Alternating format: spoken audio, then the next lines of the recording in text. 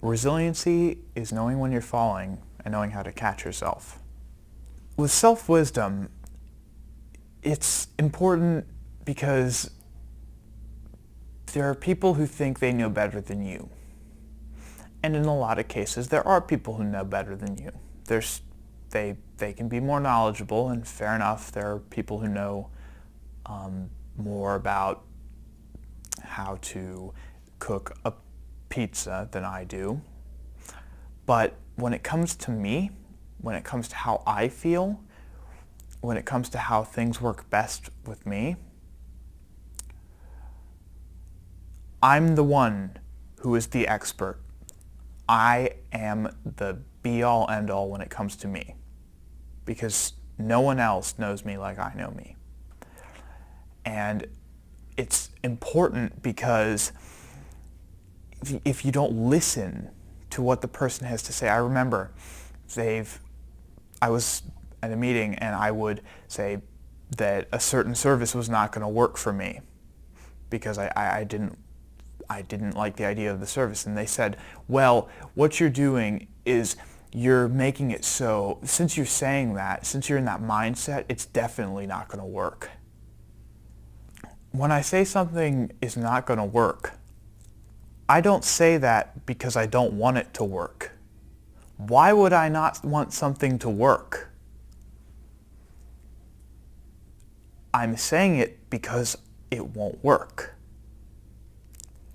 So it's important that providers realize this, that I don't go out of my way to make sure that my services don't work and see that I stay a mess. I say that these things don't work so that we can discard that and find something that will work.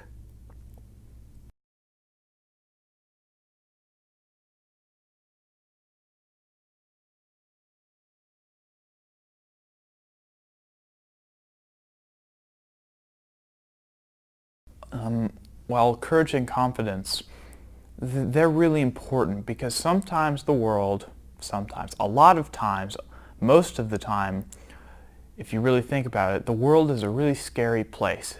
There's a lot of stuff that can go wrong. But you have to find it within yourself to face your problems and face the wrongs of the world that are going to affect you every day and say, those aren't going to stop me. There's always something that's going to cause that's going to be hard, and you have to have the courage to face that, and you do have the courage to face that. And it's not just the big stuff that can get you down, it's the little stuff too. And with courage and confidence, it gives you the power to face the little stuff. When I first noticed that I had voices, I didn't know what they were. So I went to the high school's office and I told them what was going on. And they told me to go to the nurse's office, I believe, and they called my grandmother. They told her what was going on. And they took me to the hospital and all this. And ever since then, I've been trying to face the next day. Michael had a problem at the beginning of the school year. 2 weeks of full-time school caused him to go into the hospital, and we had to make modifications of this. And the principal said, I said, he needs that. He needs to be able to go to a safe place when he's that. Well, he can't go unless he is surrounded by people because he's got schizophrenia and he can kill somebody, and I won't have a potential killer running around in my school. And because of that and his attitudes, I did write to the superintendent, to the principal, and a few other people in the district threatening to sue him personally for not giving me the rights, Michael, the rights that every other student had. And as a result of that, I got confidence in myself. And because I was able to fight and get that confidence for me, he was able to gain confidence. I remember this one time I had to get ready to say a speech, to give a speech. And it was so huge because it was in front of it was in front of the legislator. And everybody was making a big deal out of it. And I was shaking, I was so nervous. And when I went up there to speak, a part of me opened up that I forgot was there. And I started crying. And at the end, you know, people were applauding and people that came up to me and hugged me. And I didn't realize the effect that I had on the people until they really came back up to me. And from that point on, I realized how strong my voice was.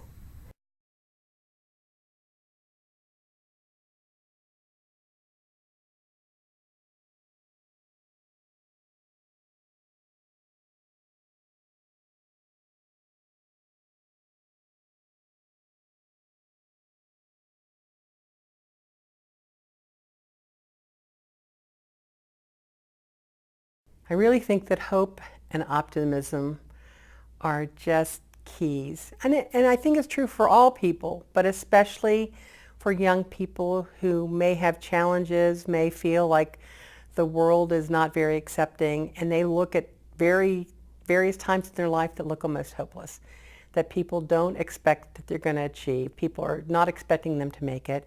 People don't believe that they're going to grow into adulthood with, you know, some purpose in life. So for people who see that and can help the young person hold on to that or move beyond whatever the disconnect is, whether a time in their life that they're down or a time that they've failed at something and they don't want to hold on to that forever, but they don't know how to get out of it. For those supportive people and providers around the young person to be able to move them forward, to help them see that there are things ahead in life that will be good. And I'm going to help you get there. I believe in you, and we're going to find a plan, and we're going to help you get there. There have been some times in my life where I felt hopeless.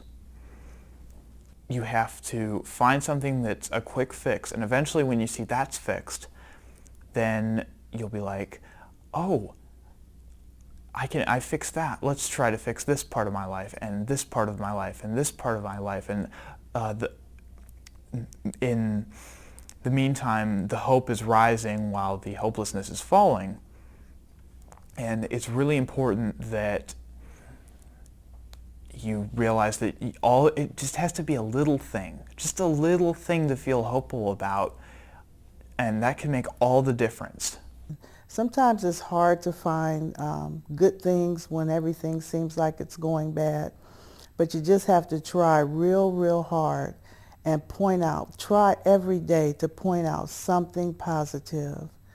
And I don't care how small it is. Let it be genuine, but it doesn't have to be big. The people that I work with and the families or the clients that I work the Somali community, what I always tell them is, yesterday was a bad day, today is a better day, and tomorrow will be the best day. So sharing with that, when we were back yesterday in refugee camp, we didn't have lights and water. Here we are, we have lights and water, and tomorrow you never know what we will have. So keep fighting. That's what I always share with my clients and my families.